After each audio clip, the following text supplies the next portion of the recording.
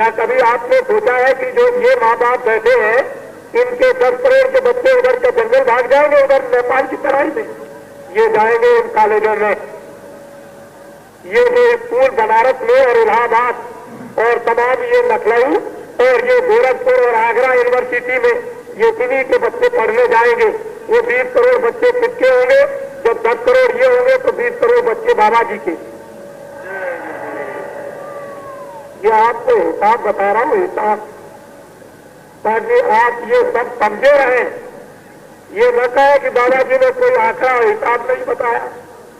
और हम तो बड़े स्पष्ट वक्ता है, हम कोई बात वैसी नहीं रखते हैं, लेकिन वो गोई, गुप्त गोई, वो आप बता नहीं सकते। वो आप नहीं बताएंगे। क्यों? कि वो बेड़ियां तैराई थी इमरजेंसी में। मुसन्नात किसको कहते हैं? देवा को। मुसन्नात कहते हैं हिंदी शब्दों में देवा को, उर्दू शब्दों में मुसन्नात और हिंदी शब्दों में देवा। जिसका पति न हो उसको देवा कहते हैं। ये हमारे विद्वान बैठे हुए देवा, या दूसरे शब्दों में कहिए रार। जिसका पति न हो रार, वो तो गांव वालों से आप पूछिए। मुसन्नात, मुसन्नात कोई बुरी बात नहीं, तो उर्दू का बड़ा स्पष्ट शब्द है। तो आप ये समझ सकते हैं कि मुसन्नात जोधपुर ने बेड़ियां तैराई अपने आदेश से। क्या बाबा जी को ये मालूम नहीं है? और बाबा जी के जो प्रेमियों के ऊपर मार पड़ी है, तो क्या बाबा जी के इस दिमाग में दर्द नहीं? इसमें क्या दर्द नहीं है? क्या इसमें बहुत दर्द है। जो बच्चियां और छोटे छोटे बच्चे जो पीटे गए और जेल के दरवाजे पर जाते ही बच्चे पैदा हुए, वो माताएं यानी जाकर जेल के दरवाजे पर अपने बच्चे को पैदा किया, क्या हमको पता नहीं है? हमारी आंखें, क्या हमारा दिल और दिमाग क्या डूब गया? और अंदर में यानी बच्चे जाते ही 1 हफ्ते के अंदर पैदा हुए, वो भी नारियां जेल के अंदर बाबा जी की बेड़ियों के नाम पर चली गई। क्या बाबा जी को दर्द नहीं? क्या ये पीड़ा नहीं है? अभी कुछ नहीं बताएंगे, आपको दिखाकर बताएंगे। अभी कुछ नहीं बताएंगे आपको। वो दर्द है। इधर धर्म की स्थापना होगी और दुष्टों का विनाश होगा। इसलिए साधुओं, इसमें पूरा सहयोग दो, तुम्हारा सम्मान होगा, आदर होगा और लोग तुमसे शिक्षा लेंगे। धर्म का देश के अंदर एक बहुत बड़ा विस्तार होगा। तुम्हारे द्वारा सारे देश की जनता जय नमन सुख का अनुभव करेगी और सज्जों का बड़ा असर होगा। अब आप सुनिए सत्संग। और आपको सुनाया सत्संग। ये सत्संग नहीं सुनाया, ये सब सुनाया रोना। ये सत्संग नहीं सुनाया आपको। और सत्संग सुनिए प्यार के साथ। अब चलो सजनी दूसर धाम, निरखो त्रिकुटी गुरु का धाम। जीवात्मा तो दोनों आंखों के पीछे बैठी, बहुत दिन तुझको प्रभु के यहाँ से आए हो गए, अभी तक तू नहीं जा सकी अपने घर में। जब से तू वहां से आई है सत्यदेव से, तब तक अभी तक तेरा जाना नहीं हुआ। तो हे तजनी, हे सूरत, तू सच आभूषणों को पहर। क्या क्या पहर?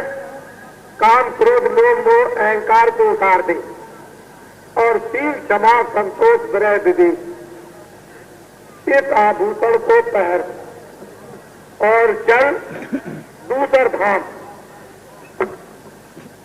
चल अपने घर की तरफ सच करके।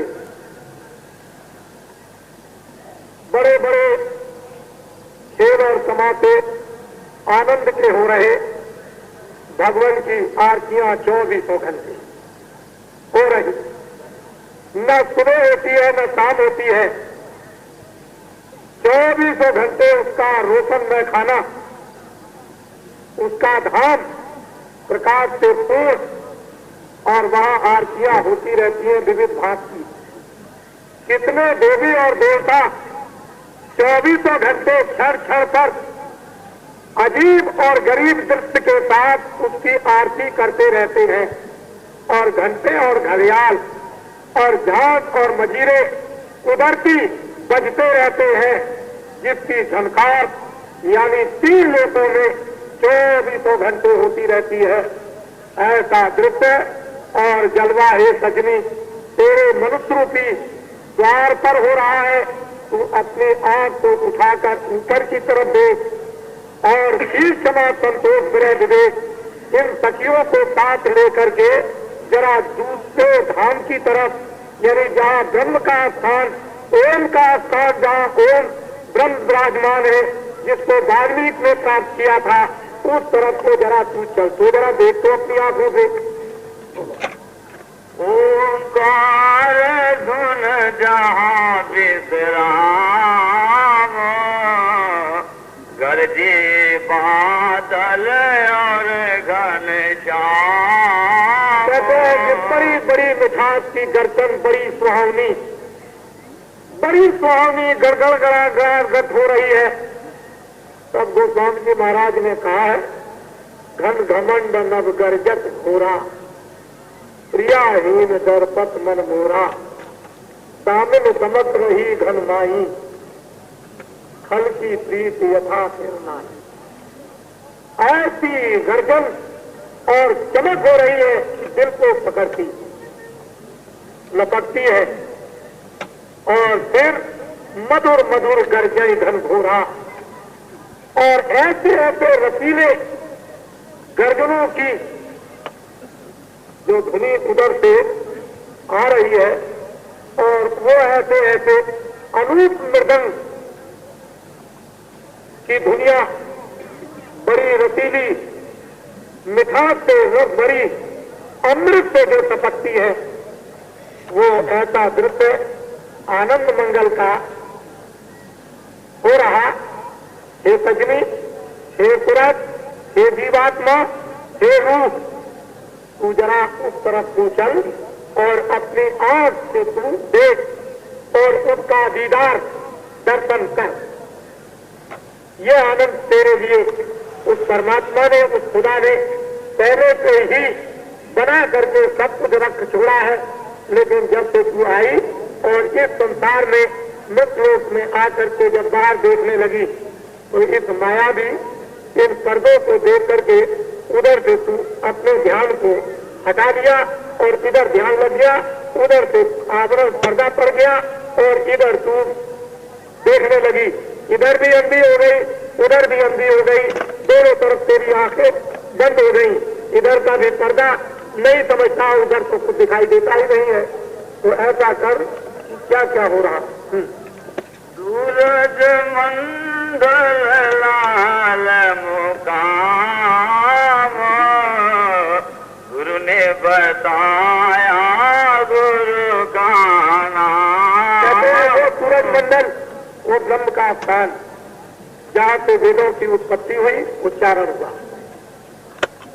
ये वो कारण स्थान है जहाँ कहते हैं कि ये बीज कारण कपड़ा जीवात्मा को ठहराया, इसी स्थान से मन, यही ब्रह्म का स्थान है, यही मन का भंडार है। जीवात्मा और ऊपर से आई, मन के साथ यहाँ लगा दी गई और कपड़ा पहरा दिया। फिर नीचे शिव और शक्ति का मुकाम है, वहाँ पर सूक्ष्म कपड़ा। और फिर जब वैकुंठ लोक में स्वर्ग में आई तो लिंग कपड़ा, जहाँ ब्रह्मा विष्णु महादेव तीनों देव अपना काम करते रहते हैं। और उस शक्ति और पुरुष से बिल्कुल अलग है, और वो पुरुष छुप करके बिल्कुल बैठे हुए, उनका पता कुछ नहीं। और उसके नीचे जब उतर के आई तो मृतलोक में आ गई, जब पृथ्वी अग्नि वायु आकाश को कपड़ों में और इतना अधिक तह में चली गई ये रूह और जीवात्मा कि अपने आप इस तह से निकल नहीं सकती, इस पर्दे से हट नहीं सकती। अपने आप को अलग नहीं हो सकती, इसके लिए चाहिए गुरु। महापुरुष महाराज